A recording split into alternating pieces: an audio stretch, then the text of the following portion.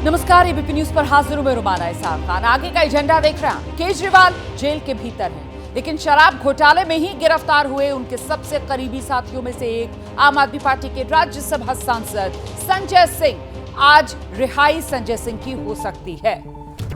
इस वक्त की बड़ी खबर ये कि कल सुप्रीम कोर्ट से जमानत मिलने के बाद आज संजय सिंह की रिहाई हो सकती है। कल सुप्रीम कोर्ट ने संजय सिंह को जमानत दी थी। इस वक्त दिल्ली के ILBS अस्पताल में संजय सिंह भर्ती हैं।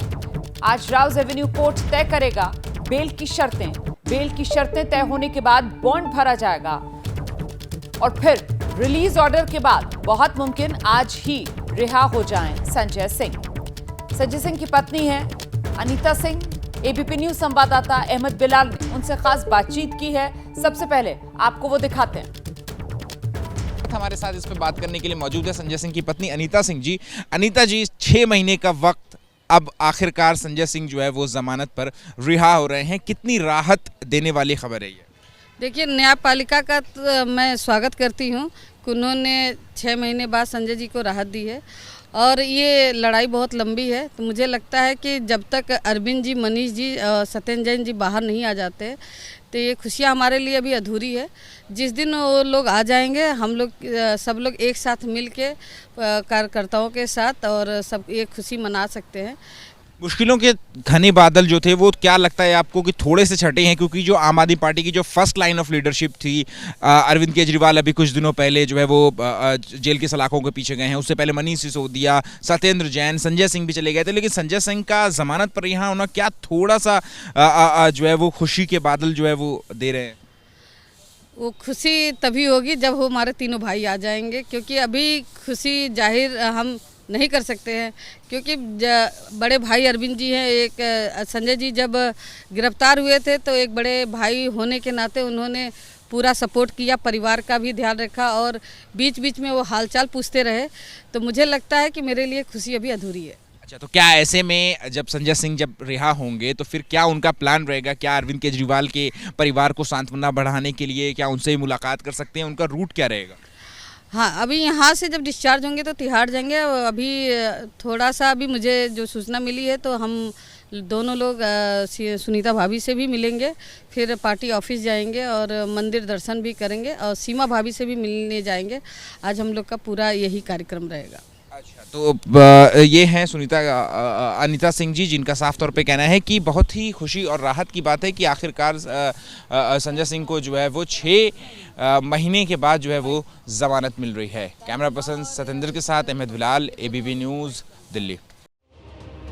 आइए सीधे आपको ग्राउंड पर लेकर चलते हैं। हमारे रिपोर्टर्स इस वक्त हमारे साथ मौजूद हैं। दिल्ली के ILBS अस्पताल से अहमद बिलाल, आम आदमी पार्टी के दफ्तर से दीपक रावत और दिल्ली के राउज एवेन्यू कोर्ट से मनोज वर्मा इस वक्त हमारे साथ मौजूद है। पहले मनोज के पास आपको लेकर चलेंगे और मनोज से जानेंगे कि ILBS अस्पताल से सीधे यहीं राउज एवेन्यू कोर्ट आएंगे और यहाँ पर जो जमानत है उसकी शर्तें तय होंगी, उसी के बाद रिहाई की प्रक्रिया आगे बढ़ेगी। मनोज?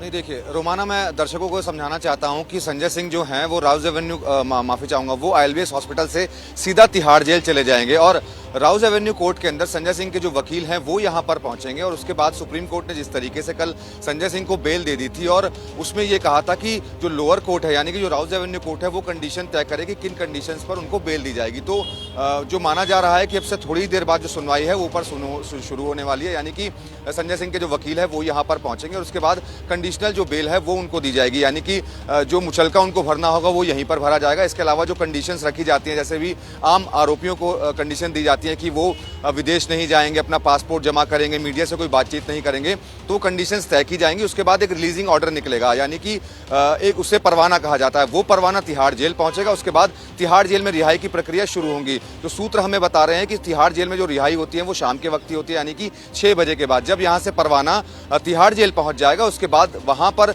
जो प्रोसेस होगा, जो कागजी कार्रवाई होगी वो की जाएगी और उसके बाद संजय सिंह जो है वो तिहाड़ जेल से निकलेंगे। तो जो जानकारी मिल रही है अभी उसके मुताबिक शाम हो सकती है संजय सिंह को तिहाड़ जेल से बाहर आने में। अगर समय से यहां से रिलीजिंग ऑर्डर निकल जाता है, परवाना निकल करके तिहाड़ जेल पहुंच जाता है, तो शाम तक संजय सिंह तिहाड़ जेल से बाहर आ सकते हैं। ठीक है मनोज, आप रहिए हमारे साथ। तो मनोज ने विस्तार से बताया किस तरीके से ये प्रक्रिया आगे बढ़ेगी। संजय सिंह के वकील राउज एवेन्यू कोर्ट में वहां पर जो जमानत की शर्तें हैं वो तय की जाएंगी और फिर राउज एवेन्यू कोर्ट से ही वो परवाना जिसका जिक्र मनोज कर रहे थे वो पहुंचेगा तिहाड़ जेल और शाम होते होते माना यह जा रहा है कि संजय सिंह तिहाड़ से बाहर आ पाएंगे। देखिए, केजरीवाल के स्वास्थ्य पर आम आदमी पार्टी ने इस बीच एक बड़ा दावा कर दिया है। गिरफ्तारी के बाद केजरीवाल का वजन घट रहा है, यह आम आदमी पार्टी की तरफ से कहा गया है। केजरीवाल का 4.5 किलो वजन कम हो गया है। घटते वजन पर डॉक्टर्स ने चिंता जताई है। तो 21 मार्च को अरविंद केजरीवाल की गिरफ्तारी हुई थी और अब इन चंद दिनों में अरविंद केजरीवाल का जो वजन है अचानक से वो 4.5 किलो कम हो गया। इसी को लेकर आम आदमी पार्टी की तरफ से बताया गया है कि डॉक्टर्स भी चिंता जता रहे हैं। सीधे आपको लेकर चलते हैं, हमारे साथ हमारे सहयोगी दीपक रावत इस वक्त मौजूद हैं। दीपक, कुल मिलाकर ये मामला जब तक अरविंद केजरीवाल सलाखों के पीछे तब तक सियासी तौर पर यूं ही गर्माता हुआ नजर आ रहा है, भले ही आज संजय सिंह बाहर आ जाए।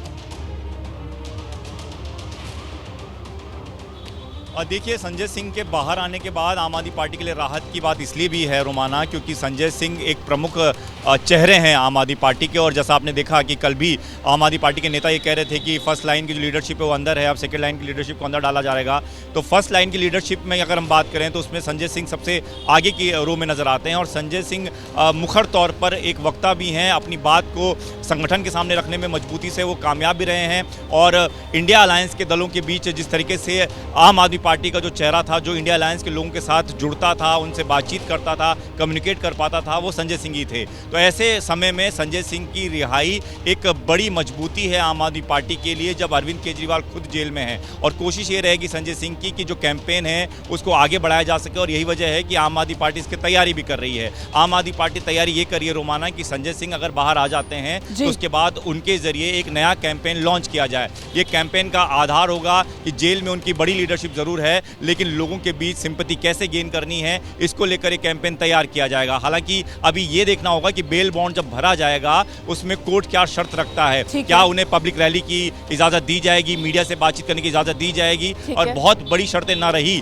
तो संजय सिंह बड़ी आवाज के तौर पर आपको आम आदमी पार्टी की तरफ से नजर आएंगे कल से। ठीक है, आप रहिए हमारे साथ, लौटूंगे आपके पास। देखिए, अरविंद केजरीवाल शराब घोटाले में गिरफ्तार होने के बाद इस वक्त आप जानते हैं न्यायिक हिरासत में तिहाड़ जेल में है और आज उनकी गिरफ्तारी के खिलाफ याचिका पर दिल्ली हाईकोर्ट में सुनवाई होगी। आज केजरीवाल की अर्जी पर हाईकोर्ट में सुनवाई होनी है। गिरफ्तारी के खिलाफ केजरीवाल की अर्जी पर ये जो सुनवाई 23 मार्च को केजरीवाल ने हाईकोर्ट में अर्जी दायर की थी। और इस बीच संजय सिंह आज तिहाड़ जेल से रिहा होंगे, जिस पर सियासी पारा भी लगातार चढ़ता हुआ नजर आ रहा है। आम आदमी पार्टी की तरफ से सौरभ भारद्वाज ने बीजेपी पर आरोप लगाए हैं, तो दूसरी तरफ केंद्रीय मंत्री अनुराग ठाकुर बीजेपी की तरफ से सामने आए हैं, आम आदमी पार्टी पर पलटवार कर रहे हैं। सुप्रीम कोर्ट ने जो प्रश्न केंद्र सरकार के वकील से पूछे, उनके जवाब उनके पास नहीं थे। सुप्रीम कोर्ट ने पूछा, एक आदमी है दिनेश अरोड़ा, उसके 1-2 बार नहीं 10 बार अलग अलग बयान दर्ज किए गए। 10 के 10 बयानों में उसने संजय सिंह का कोई जिक्र नहीं किया। तो ये माना जाना चाहिए कि कोर्ट को लगा कि इस मामले के अंदर संजय सिंह दोषी नहीं है, इनोसेंट है। अब भारतीय जनता पार्टी कह देगी अरे क्या हो गया, बेल मिल गई, बेल मिल गई, कोई रिहाई कोई ना हो गई। तो ये अब भारतीय जनता पार्टी सिचुएशन को पलटेगी। पहले ठगा जनता को सत्ता में आने के लिए झूठे बोल के कि हम भ्रष्टाचार के खिलाफ लड़ाई लड़ेंगे, लेकिन एक नहीं अधिकतर सभी इनके नेता शराब घोटाले में फंसे हुए हैं। ईडी की जांच के बावजूद वहां नहीं गए तो उसके बाद गिरफ्तारी हो गई। 6-6 महीने से जेल में है, कोई 1.5 साल से जेल में है। ये अपने आप दिखाता है कि कितनी भ्रष्ट आम आदमी पार्टी है और कट्टर बेईमान अरविंद केजरीवाल। तो सियासी आर पार लगातार बढ़ता हुआ आम आदमी पार्टी और बीजेपी के बीच, और इस बीच सबको इंतजार संजय सिंह की रिहाई का, जो फिलहाल ILBS अस्पताल में भर्ती हैं। सीधे आपको लेकर चलते हैं, वहीं से हमारे सहयोगी अहमद बिलाल इस वक्त हमारे साथ जुड़ रहे हैं। बिलाल, कुछ पता चला है कि इस अस्पताल से तिहाड़ जेल कब तक शिफ्ट किया जाएगा संजय सिंह को, क्योंकि रिहाई तो देखिए जमानत पर जो होगी वो जेल से ही होगी। बिलाल। बिल्कुल रुमाना, देखिए आपको बताना चाहूंगा कि कल यानी मंगलवार को सुबह तकरीबन 10 बजे के करीब आम आदमी पार्टी के राज्यसभा सांसद संजय सिंह को लीवर में जो है शिकायत थी, जिसके बाद उन्हें ILBS अस्पताल में लेकर के लाया गया था और इसी अस्पताल की 5वीं मंजिल पर संजय सिंह जो है वो फिलहाल भर्ती हैं और उनके साथ जो है इस वक्त संजय सिंह की माँ और उनकी बेटी जो है वो मौजूद हैं। हालांकि सुबह से उनकी पत्नी अनीता सिंह भी संजय सिंह के साथ थी, लेकिन फिलहाल अनीता सिंह जो है कुछ देर पहले ही यहाँ से राउज़ एवेन्यू कोर्ट के लिए रवाना हो चुकी हैं। जो निजी मुचलके पे जिन पर जो है वो संजय सिंह की जमानत होनी है, वो जमानत की प्रक्रिया करने के लिए अनीता सिंह जो है वो यहाँ ILBS अस्पताल से निकल चुकी हैं राउज़ एवेन्यू कोर्ट के लिए, जहां पर संजय सिंह के वकील भी जो है वो मौजूद हैं और जो जमानती प्रक्रिया है वो जो है वो जो उसकी शुरुआत जो है वो हो जाएगी। और जैसा कि अस्पताल के सूत्र बता रहे हैं कि तकरीबन दोपहर 12 बजे का वो वक्त होगा जब संजय सिंह को जो है वो अस्पताल से डिस्चार्ज किया जा सकता है और तब तक अगर जमानत की प्रक्रिया नहीं होती है तो फिर संजय सिंह को यहाँ से तिहाड़ जेल ही जो है वो जाना पड़ेगा। और अस्पताल से करीब 12 बजे तक संजय सिंह को तिहाड़ जेल वापस शिफ्ट किया जाएगा। और इस बीच हम सीधे आपको लेकर चलते हैं, आम आदमी पार्टी की तरफ से गोपाल राय इस वक्त प्रेस कॉन्फ्रेंस कर रहे हैं, सुनते हैं जरा। सत्येंद्र जैन जी को गिरफ्तार किया गया और अब दिल्ली के मुख्यमंत्री अरविंद केजरीवाल जी को भी तिहाड़ जेल गिरफ्तार करके भेज दिया गया। लेकिन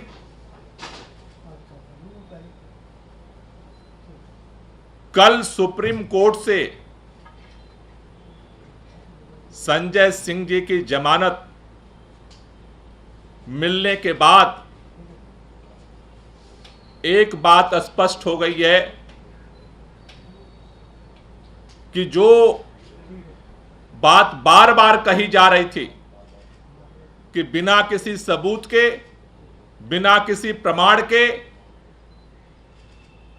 डरा करके, धमका करके, दबाव बना करके लोगों को सरकारी गवाह बना करके झूठे आरोप लगा करके ये सारी गिरफ्तारियां की गई हैं। कल सुप्रीम कोर्ट में ये सारा सच सामने आया है। ये भारतीय जनता पार्टी की षड्यंत्र और तानाशाही की सबसे बड़ी हार है। कल उनके सभी साजिशकर्ताओं को मुंह की खानी पड़ी है। 6 महीने से आपने बार बार सुना होगा अरविंद केजरीवाल जी को गिरफ्तार क्यों किया। भारतीय जनता पार्टी के सारे नेता एक ही बात दोहराते हैं, 9-9 सम्मन भेजा, 9-9 सम्मन भेजा, 9-9 सम्मन भेजा, और अरविंद केजरीवाल पूछताछ के लिए नहीं आए, इसलिए उनको गिरफ्तार कर लिया गया। कल कोर्ट के सामने ये बात आई, संजय सिंह को एक भी सम्मन नहीं भेजा गया। अचानक बिना सम्मन भेजे ईडी संजय सिंह जी के घर में घुसी और 5-6 घंटे बाद उठा करके लेके चली गई। 6 महीने जेल में रखा और निकला क्या? कोई सबूत नहीं, कोई मनी ट्रेल नहीं, 6 महीने में कुछ भी नहीं मिला।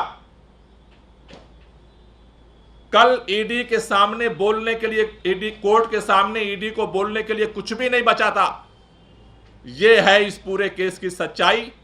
और इसी तरह से षड्यंत्र करके हमारे सभी नेताओं को, और इसी तरह के षड्यंत्र करके दिल्ली के मुख्यमंत्री को भी बिना FIR, बिना किसी आरोपी के आप मुख्यमंत्री को उठा करके आपने जेल में बंद कर दिया।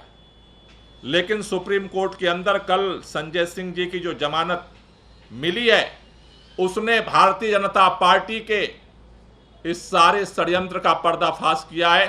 और ये एक बहुत बड़ी भारतीय जनता पार्टी को हार मिली है, उनके षड्यंत्रकारियों को एक हार मिली है।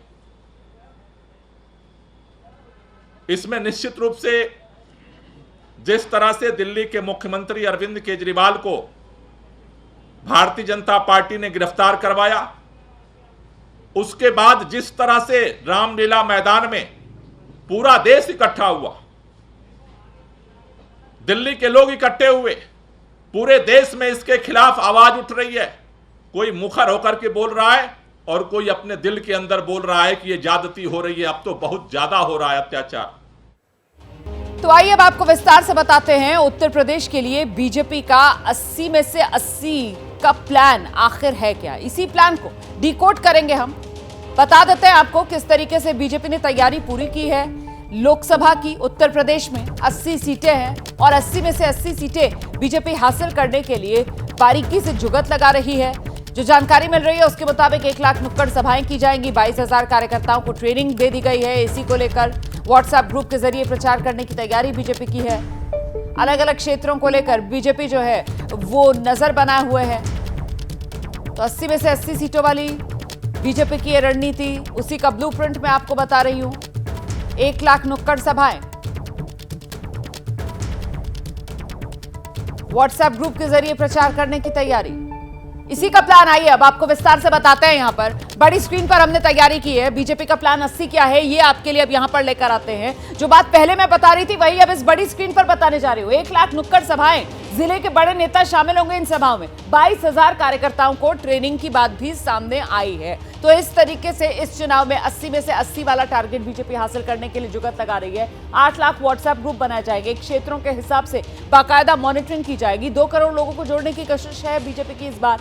सिस्टम के लिए व्हाट्सएप से करार भी किया गया है। ये जो 8 लाख व्हाट्सएप ग्रुप बनाने की तैयारी चल रही है, प्रधानमंत्री नरेंद्र मोदी की रैलियां करवाई जाएंगी, सरकारी योजनाओं का जमकर प्रचार होगा बीजेपी की तरफ से।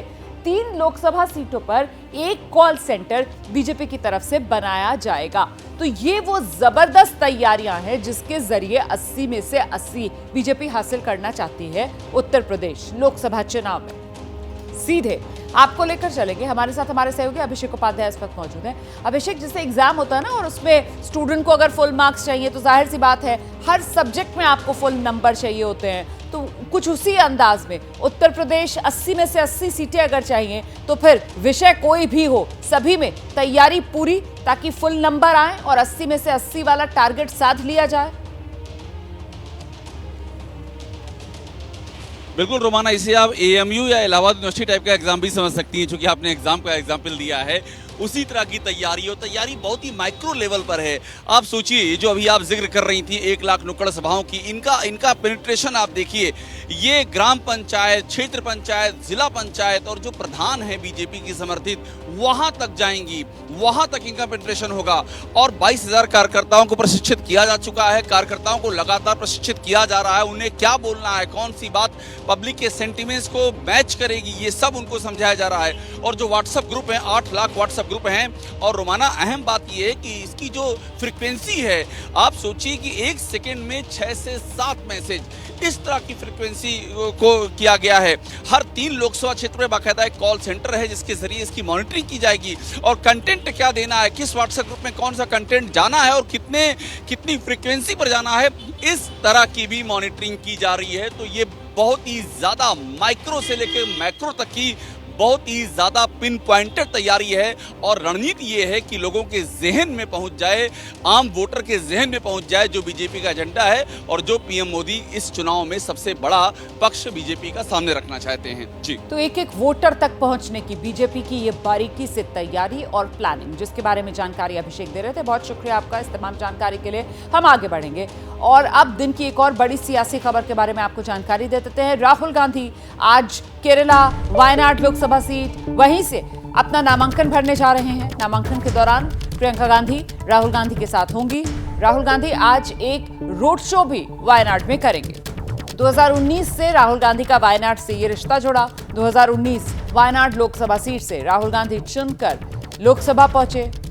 2 सीटों से चुनाव लड़ा था 2019 में राहुल गांधी ने। एक अमेठी जहां वो हार गए थे, स्मृति ईरानी जीत गई थी, अपने ही गढ़ में कांग्रेस को उन्होंने मात दे दी थी। और दूसरी तरफ वायनाड, जहां राहुल गांधी जीत सके थे और इसके बाद लोकसभा का रास्ता उनका बन पाया था। आज उसी वायनाड से दोबारा चुनाव मैदान में उतरने के लिए राहुल गांधी नामांकन दाखिल करेंगे। सीधे आपको लेकर चलेंगे, हमारे साथ हमारे सहयोगी जैनेंद्र इस वक्त मौजूद हैं। जैनेंद्र, राहुल गांधी का आज वायनाड से नामांकन, प्रियंका गांधी बताया जा रहा है साथ होंगी, क्या यहाँ पर शक्ति प्रदर्शन की भी तैयारी कांग्रेस पार्टी के पीछे जश्न तो मुझे नजर ही आ रहा है, आप जहां पर मौजूद है वहां पर?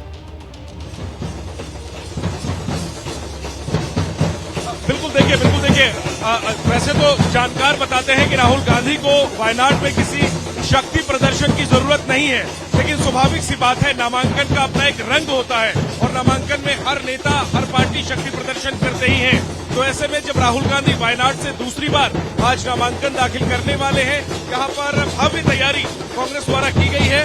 लोग इस अंदाज में इंतजार कर रहे हैं राहुल गांधी के आने का, और जितने लोग हैं सबके हाथों में राहुल गांधी की मुस्कुराती हुई तस्वीर है। और जहां तक राहुल गांधी के कार्यक्रम का सवाल है, तो वो तकरीबन 12 बजे के आसपास नामांकन दाखिल करेंगे। वो दिल्ली से वायनाड के लिए रवाना हो चुके हैं। तकरीबन 11 बजे के आसपास वो वायनाड पहुंच जाएंगे और उनके नामांकन का जो समय है वो 12 बजे है। तो 11 से 12 के बीच में एक मिनी रोड शो होगा कलेक्टेरिएट जहां पर की नामांकन दाखिल किया जाना है, वहां से तकरीबन 500 मीटर से लेकर 1 किलोमीटर तक की दूरी का एक मिनी रोड शो है, और जिसकी ये तैयारी आप देख रही हैं। जो लोग यहां पर रोड शो में शामिल होने के लिए आए हुए हैं राहुल गांधी की तस्वीरों के साथ और ढोल नगाड़ों के साथ, और जब तक कि ये रोड शो शुरू नहीं होता तब तक ये सब लोग इंतजार कर रहे हैं। तो दिल्ली के बड़े नेताओं में राहुल गांधी के साथ आज कौन नजर आएगा? बहन प्रियंका गांधी तो नजर आएंगी, और कौन बड़े नेता नजर आ सकते हैं? बिल्कुल, एक तो बहन प्रियंका गांधी रहेंगी, और इसके अलावा केसी वेणुगोपाल जो संगठन महासचिव हैं कांग्रेस के, कांग्रेस में अध्यक्ष के बाद दूसरा सबसे बड़ा पद होता है, तो केसी वेणुगोपाल रहेंगे। और इसके अलावा केरल की ही लीडरशिप रहेगी। तो मुख्य जो आकर्षण है नामांकन का राहुल के, वो तो उनके साथ जो उनकी बहन प्रियंका गांधी होंगी वही रहेंगी। और रोड शो शुरू होने से पहले जो मैं आपको बता रहा था कि ये जो जगह है ये वायनाड जिले का कलपेट्टा, इस जगह को कलपेट्टा कहते हैं, जहां जो कि डिस्ट्रिक्ट हेडक्वार्टर है, और यहीं पर राहुल नामांकन दाखिल करेंगे। और मेरे साथ मेरे सहयोगी अजी चाको है। चाको जी, जरा तस्वीरें हमारे दर्शकों को दिखाइए कि कलपेट्टा में किस तरह की तस्वीरें हैं। पूरी जो सड़क है वहां पर अभी से कांग्रेस के कार्यकर्ता भरे हुए हैं, और इस तरीके से ये केरल की सियासत के रंग हैं कि हर राज्य में, भारत के हर राज्य में वहां जब हम जाते हैं तो वहां एक अलग राजनीतिक रंग जो है हमें नजर आता है। तो केरल में कुछ इस तरीके से प्रचार प्रसार करते हैं, नामांकन में कुछ तरीके के रंग नजर आते हैं। तो आज जब राहुल नामांकन कर रहे हैं तो कुछ वैसी ही तैयारी है। तकरीबन 12 बजे के आसपास राहुल गांधी नामांकन दाखिल करेंगे। उससे पहले रोड शो जहां खत्म होगा, कलेक्टेरिएट पहुंचने से पहले वो एक छोटा सा उनका भाषण भी है। उनके साथ प्रियंका गांधी होंगी। साथ ही साथ राहुल का जिनसे मुकाबला है, यानी सीपीआई उम्मीदवार एनी राजा, वो भी आज ही अपना नामांकन दाखिल करने वाली हैं। वो राहुल गांधी से थोड़ी देर पहले अपना नामांकन दाखिल करेंगी। और साथ में यहां से जो बीजेपी के उम्मीदवार हैं सुरेंद्रन, जो प्रदेश बीजेपी के अध्यक्ष भी हैं, वो कल अपना नामांकन दाखिल करेंगे। और रोमाना उनके नामांकन में पहुंचने वाली हैं स्मृति ईरानी, जिन्होंने पिछली बार अमेठी में राहुल गांधी को उनके गढ़ में हराया था। तो राहुल आज नामांकन आपका जयनेंद्र इस तमाम जानकारी के लिए। तो इंतजार राहुल गांधी का, और उसके बाद ये रोड शो शुरू होगा, और फिर राहुल गांधी रोड शो करते हुए नामांकन करने के लिए पहुंचेंगे। इस बीच ये जो 24 का रण है दिग्गजों का, जिसमें नामांकन है, उसमें आज कई अन्य नाम हैं जो सामने आएंगे, नामांकन भरते हुए नजर आएंगे। तमाम तस्वीरें एबीपी न्यूज पर दिन भर हम आपको दिखाते रहेंगे। और अब एक अंतर्राष्ट्रीय खबर आपको बताने जा रहे हैं। भूकंप के जबरदस्त झटकों से ताइवान दहल उठा। दरअसल ताइवान राजधानी ताइपे में 7.7 की तीव्रता का तेज भूकंप आया। ताइवान में 25 साल बाद इस तीव्रता का भूकंप आया है। भूकंप से 4 लोगों की मौत की खबर है। 97 लोग घायल बताए जा रहे हैं। हताहतों की तादाद और बढ़ने की आशंका बनी हुई है। तस्वीरें भी हम आपको दिखा रहे हैं। कितना भीषण रहा होगा ये भूकंप, कितने तेज रहे होंगे भूकंप के ये झटके, इन तस्वीरों को देखकर आप अंदाजा लगा सकते हैं। देखिए किस तरीके से जमीन दहल रही थी। जो जहां था वो वहीं पर ठिठक गया। दिन के वक्त ये भूकंप के झटके जो महसूस किए गए, सड़क पर देख रहे हैं आप, गाड़ियां जहां थी वही सवार रुक गए। और वो झटके इतने तेज थे कि लोग खड़े हुए हिलते हुए नजर आ रहे थे, गाड़ियां तक हिल रही थी। कई इमारतें देखिए किस तरीके से धराशायी हो गई। ताइवान में भूकंप से तबाही और इसके बाद लोग सुरक्षित ठिकानों की तलाश में जाते हुए नजर आए। ताइवान में भूकंप के बाद अब सुनामी का भी अलर्ट है। साथ ही जापान और फिलीपींस में भी सुनामी का अलर्ट जारी किया गया है। जापान के ओकिनावा में हवाई सेवा भी बंद कर दी गई है। तो ये प्राकृतिक आपदा की चपेट में आता हुआ दुनिया का एक हिस्सा, जिसमें ताइवान ताइपे में जबरदस्त भूकंप 7.7 रिक्टर स्केल पर तीव्रता मापी गई है इस भूकंप की जो ताइवान में आया। ताइवान की कुछ और तस्वीरें अब मैं आपको दिखा देती हूँ। ये तस्वीरें देखिए आप, कहीं पर इमारतें गिरती हुई नजर आ रही हैं, कुछ इमारतें टेढ़ी हो गई हैं, झुकी हुई आपको नजर आएंगी। इमारतों के हिस्से गिरने से गाड़ियां जो नीचे पार्क थी वो मलबे में दब चुकी हैं और खुद मलबे में तब्दील हो चुकी हैं। साथ ही मेट्रो में सफर कर रहे लोग खौफ में आ गए क्योंकि उन्हें भी ये झटके मेट्रो में जिस वक्त वो सफर कर रहे थे उस दौरान महसूस हुए। राजधानी तेपी में हर तरफ सिर्फ और सिर्फ तबाही के मंजर ही अब बिखरे हुए नजर आ रहे हैं। भूकंप की वजह से सड़कें कांपती हुई नजर आई, लोग दहशत में हैं। तो ये तस्वीरें जिनको देखकर आप अंदाजा लगा सकते हैं कि आखिरकार ताइवान में ये जो भूकंप आया वो कितना भीषण था। भूकंप की वजह से ताइवान में एक स्टूडियो में जो लाइट्स लगी हुई थी वो इतनी तेजी से हिलती डुलती नजर आई। ये देखिए, ऐसा लग रहा है जैसे किसी ने खंबे पकड़कर उन पर जो ये लाइट्स टंग रही हैं उन्हें झकझोर दिया। ये स्टूडियो की तस्वीरें हैं। जिस वक्त भूकंप आ रहा था उस वक्त ताइवान में ये चैनल जिस पर लाइव शो चल रहा था और उसी दौरान देखिए कैसे स्टूडियो में लगी तमाम लाइट्स जो हैं वो हिलती हुई नजर आई। और साथ ही आप एंकर को भी देख रहे हैं, जो जानकारी दे रही हैं वो भी खुद को स्थिर रखने के लिए पीछे जो एलईडी वॉल थी उसका सहारा लेती हुई नजर आई। और इस बीच एक और बड़ी खबर आपको बताते हैं। एक बार फिर से देश की सियासी खबरों का रुख करेंगे। आम आदमी पार्टी के सांसद हैं संजय सिंह, जेल से आज बाहर आएंगे। और इस बीच जानकारी ये मिल रही है संजय सिंह की जो पत्नी अनीता सिंह राउज एवेन्यू कोर्ट वो पहुंच गई हैं। संजय सिंह के वकील राउज एवेन्यू कोर्ट पहुंच गए हैं। तो इस वक्त संजय सिंह के वकील और उनकी पत्नी दोनों राउज एवेन्यू कोर्ट पहुंच चुके हैं। राउज एवेन्यू कोर्ट में ही सुप्रीम कोर्ट की तरफ से कल जो संजय सिंह को जमानत दी गई है उस जमानत की जो औपचारिकताएं हैं वो पूरी की जाएंगी। राउज एवेन्यू कोर्ट में शर्तें तय की जाएंगी, कितने मुचलके पर संजय सिंह को रिहा किया जाएगा ये सब तय होगा। और इन औपचारिकताओं के बाद यही अदालत से ही वो फरमान जारी होगा रिहाई वाला, जो जेल पहुंचाया जाएगा उस तिहाड़ जेल जहां न्यायिक हिरासत में संजय सिंह को रखा गया है। फिलहाल संजय सिंह आप जानते हैं अस्पताल में हैं। कल उनकी तबीयत खराब हुई थी जिसके बाद उन्हें अस्पताल लाया गया था।